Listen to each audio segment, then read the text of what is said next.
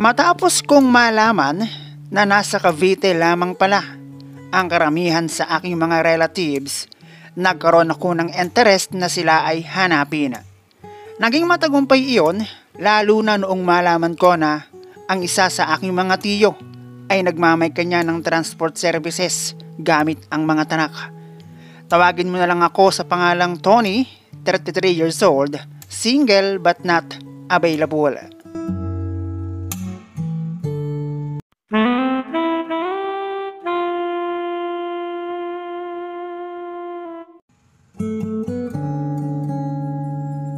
Lumaki ako sa Laguna sa poder ng aking lolo at lola sa side ng aking ina. Aking ina na hindi ko na inabutan. Yun ay dahil bago pa man ako magkaroon ng isip, base na rin sa kwento ng aking mga kinalakihang magulang, ay nagkahiwalay na ang aking ama't ina. Mahirap ang lumaki ng kulang ang isa sa iyong magulang, di lalo na kung katulad sa akin na wala pareho. At tanging lolo at lola ang aking kinalakihang magulang. Iginapang naman nila ako hanggang sa ako'y nakatapos ng high school. Yun nga lang, ay grabe rin ang aking naging pagtitiis. Dahil sa kanilang edad ay literal na wala silang source of income. At dahil probinsya, wala din silang benefits na natatanggap, maliban sa naiaabot ng ilan sa aking mga tito at tita na kapatid ng aking ina.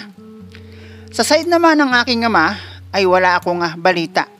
Simula kasi noong magkanya-kanya ang aking mga magulang, sa pagkakaroon nila ng sari-sariling pamilya, ay tila naging putok sa buho ang aking pagsilang at tila ba ako'y kanila nang nalimutan. Noong aking kabataan, grade 5 ako kung hindi ako nagkakamali, dahil kayang lakarin ang papunta ng palengke kapag walang pasok. Kapag wala akong panindang gulay mula sa tanim ng aking lolo, ay isda mula sa palengke ang aking inilalako, tamang porsyentuhan lamang. Nakatapos ako ng elementary at high school na ganoon ang aking naging diskarte, tamang sideline lamang kapag araw ng Sabado at Linggo. Bagay na hindi naman naging mahirap para sa akin dahil nakilala na rin ako sa palengke. Noong ako'y high school, nagkaroon ako ng jowa. Pero hindi nagmula sa aking mga kaklase, kung hindi sa palengke kung saan ako madalas mag-sideline. Hindi naman ako nakaranas na makatikim ng special na putahe. Bata pa kasi akin noon, sila'y at tamang holding hands lamang sapat na. Pero nung ako ay makagraduate ng high school at magtrabaho bilang kargador ng feeds, doon na ako nakatikim ng special na putahe. Dahil hindi naman sa pagyayabang, bagamat ako'y napunta sa mahirap na pamilya tapos broken family pa, ay pinagpala naman sa itsura ang inyong bida. Itago na lang natin sa pangalang Andrea, ang babae na ikalawang nagpatibok ng aking puso at nagpatayo ng aking pagkatao. Maganda siya at may pinagpalang hinaharap. Hindi tulad ko na sa feeds nagtatrabaho, si Andrea ay nagtatrabaho bilang assistant crew sa isang shop ng school supply. At kung paano naman kami umabot sa puntong bawal, yun ay dahil sa dalas naming magkita kapag gabi bago mag-uwian. Sa kanya ko natutunan ng basic hanggang sa ayon at nagtry ng something different at mas exciting. Hindi naman nagtagal ang aming relasyon pero masasabi kong kota bago pa ako umalis ng Laguna at magpa-Manila para mag-aral ng college. Ang pagpunta ko ng Manila para mag-aral ng college ay alok ng isa sa kapatid ng aking ina. Meron silang grocery store at karenderya nang ilan sa aking mga insan sa side ng aking ina ay nandoon din. At ang balita, strikta at mahirap doon ang manirahan. Dahil hindi ka itatrato bilang kamag-anak kundi isang katulong. Ako naman ay sanay sa hirap at kung magkaganon nga raw ang bili ng lola ay huwag kang uminom ng serbesa. Mali. Ay pagtsagaan ko na lamang kung ang kapalit naman noon ay makakapagtapos ako ng pag-aaral. Noong bago ako sa Manila sa poder ng isa sa aking tita, Bukod sa ako ang madalas mautusan ng mga nauna sa akin, ay madalas akong mapagalitan. Na sa aking pagtagal doon ay akin ang kinasanayan.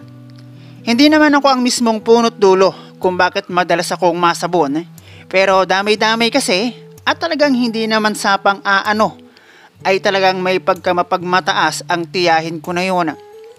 Madalas late na akong natutulog dahil sa parabang sinadyang itambak na hugasin tuwing darating ako galing ng school. Tapos pagkaaga pang gigising. Bukod doon, dahil nag-aaral ako at kung minsan kailangan ng pera ay napakahirap magsabi na parabang hingi o utang ang pera na aking kailangan. Na parabang baliwala lamang ang aking panilbihan doon. Ang hirap ng ganun, promise.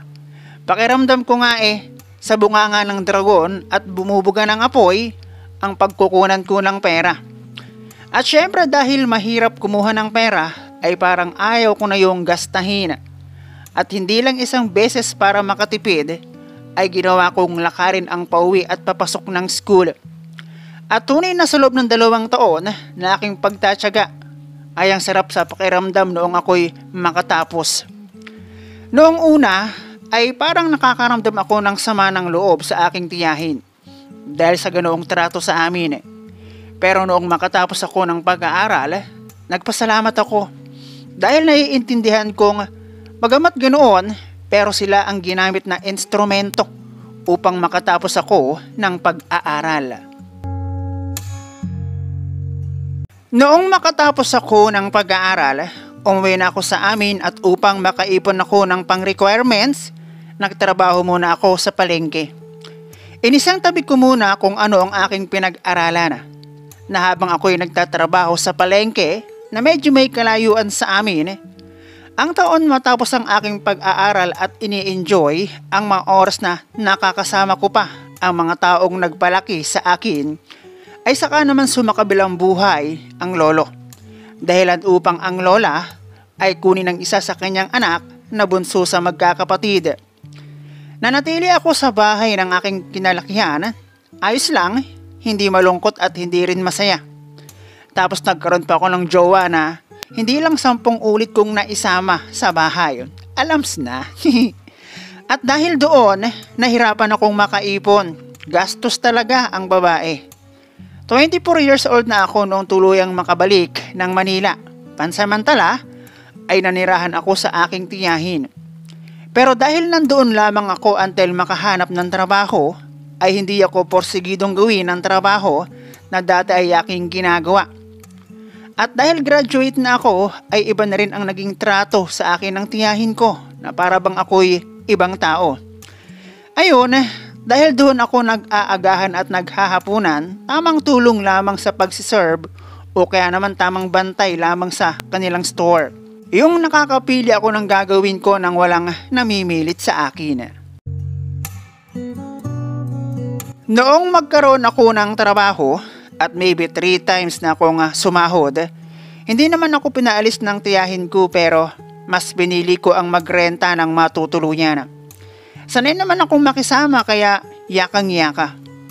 Through FB ay sinubukan kong hanapin ang aking mga kamag-anak sa side ng aking ama.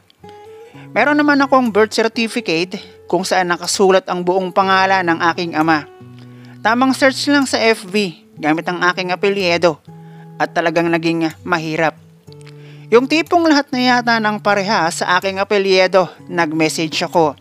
Naging matagumpay naman ang aking ginawang paghahanap nang ang isa nga sa aking mga na-message ang nakakilala sa aking ama na ayon nga sa kanya ay kanyang araw tiyuhin. At ang halos lahat ng aking tiyuhin sa side ng aking ama ay nasa Cavite. Sinabi rin niya sa akin kung nasaan ang aking ama at ayun nga, may iba ng pamilya.